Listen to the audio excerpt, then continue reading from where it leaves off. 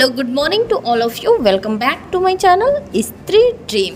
कैसे हैं आप सभी? उम्मीद करती हूँ आप सभी बहुत ही अच्छे होंगे, स्वस्थ होंगे, खुश होंगे एंड अपनी अपनी लाइफ में बहुत ही पॉजिटिविटी के साथ आगे बढ़ रहे होंगे। मैं भी ठीक हूँ और आप लोगों को रिमाइंड करा दूँ कि अब 50 दिन और बचे हैं सीटेट के एग्ज़ाम में। तो प्लीज़ अब से भी अगर सीरियसली थोड़ी सी भी प्रिपरेशन कर लेंगे ना, एक दिन में अगर 3 घंटे भी निकाल कर किसी तरह पढ़ लेंगे तो सीटेट का एग्ज़ाम ज़रूर क्वालिफाई हो जाएगा।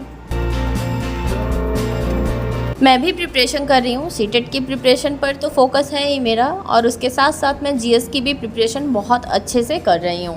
और आज मेरे दिन की शुरुआत हुई थी सुबह के 3:45 बजे, और सुबह उठने के बाद मैंने ब्रश कर लिया था। ब्रश करने के बाद मैंने 1 गिलास गर्म पानी करके पिया, और उसके बाद मैं यहाँ पर आप लोगों को टाइम सर्च करके दिखा दूँ कि 4:12 हो चुके हैं। और कल मैंने आप लोगों को बताया था लास्ट में वीडियो के कि कल मैंने कितना पढ़ा था, वो आज मैं बताऊंगी। तो कल मैंने लगभग 5.5 घंटे की पढ़ाई करी थी, और आज मैं अपना टाइमर फिर से रीसेट कर दे रही हूँ और आज की पढ़ाई अब से काउंटडाउन शुरू।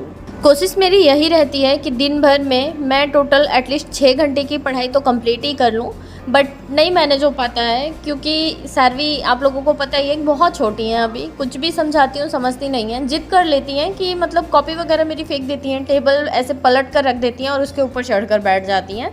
फ़िलहाल मैं अपनी तरफ से अपना पूरा बेस्ट देने का ट्राई कर रही हूँ। मैं चाहती हूँ कि 2024 में ना मेरी जॉब लग जाए, कहीं भी लग जाए बट मेरी जॉब लग जाए।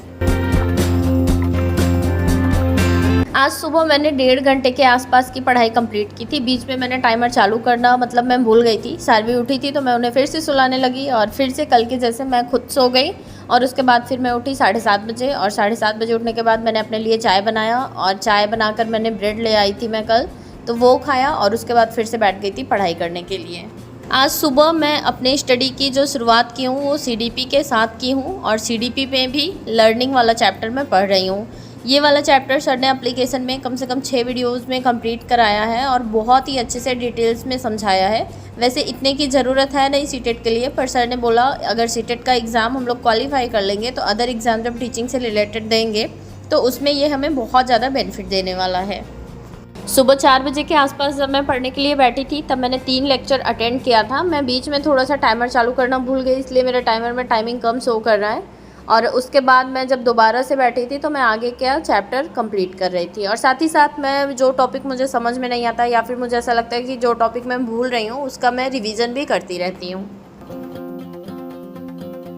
कल एक दीदी हैं, उनका कमेंट आया था। मैं जो बार बार बोलती हूँ ना कि मैं कंफ्यूज हो जाती हूँ जब वैकेंसीज़ में मतलब मेरे सब्जेक्ट कॉम्बिनेशन नहीं बनते हैं और फिर यूपी की वैकेंसी आ नहीं रही है, तो सच में टीचिंग के एग्ज़ाम को लेकर मैं सच में बहुत ज़्यादा कंफ्यूज हो जाती हूँ। और फिर मैं बिहार का जो बोलती हूँ ना कि मैं बिहार नहीं जाना चाहती हूँ, एक्चुअली ऐसा नहीं है। गवर्नमेंट जॉब की ना वैल्यू उतनी ही रहेगी चाहे देश के किसी भी कोने में हो।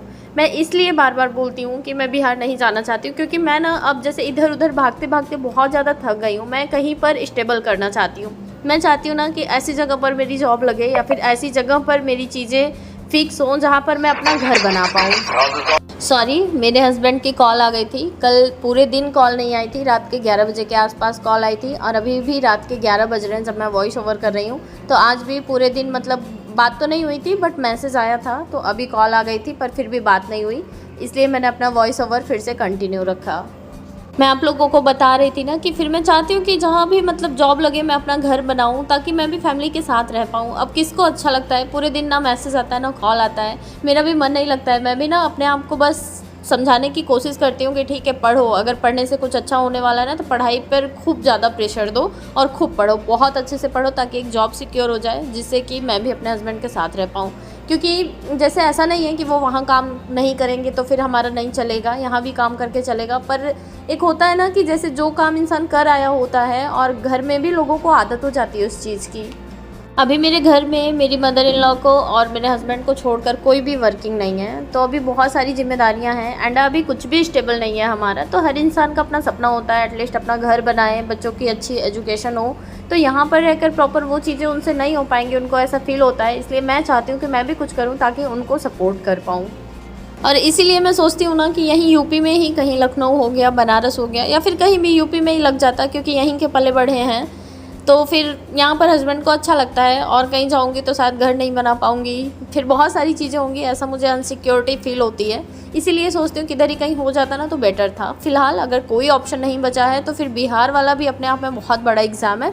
हमारे यहाँ मतलब हमारे यूपी से भी बहुत सारे लोग, मेरी भी जान पहचान के ऐसे बहुत सारे लोग हैं जो कि वहाँ पर सेलेक्ट भी हो गए हैं, और जो अभी 3 वाला एग्ज़ाम हो रहा है, TRE 3 वाला, इसके लिए भी बहुत ज़ोरों शोरों से प्रिपरेशन कर रहे हैं। बाकी अब अगर कोई वैकेंसी नहीं आ रही है, कुछ नहीं हो पा रहा है, तो फिर मैं भी ट्राई करूँगी और मैं भी कोशिश करूँगी। इतना आसान तो है नहीं, ऐसा तो है नहीं कि वहाँ पर रखा हुआ है बस मैं अप्लाई कर दूँगी और मेरा हो जाएगा। मुझे भी उसके लिए ना बहुत ज़्यादा मेहनत करनी पड़ेगी। फ़िलहाल पढ़ाई तो मैंने कंटिन्यू रखा ही है, और भी अच्छे से डे बाय डे मैं इम्प्रूवमेंट करने का ट्राई कर रही हूँ, ताकि खूब अच्छे से एक शेड्यूल फिक्स हो जाए। शेड्यूल नहीं फिक्स होगा, मतलब पढ़ाई का जो मेरा रिदम है ना बहुत अच्छा बन जाए, फ्लो में मैं मतलब पढ़ना स्टार्ट कर दूँ, फिर चीज़ें अपने आप आती रहेंगी, और कोई भी वैकेंसी आएगी फिर देखा जाएगा, उसको टारगेट करके पढ़ेंगे। फ़िलहाल अभी तो मेन सीटेट पर फोकस है, सीटेट का एग्ज़ाम निकल जाए, क्योंकि अगर सीटेट का ही एग्ज़ाम नहीं निकलेगा तो फिर बिहार का क्या कोई भी एग्ज़ाम देने लायक नहीं रहूँगी मैं।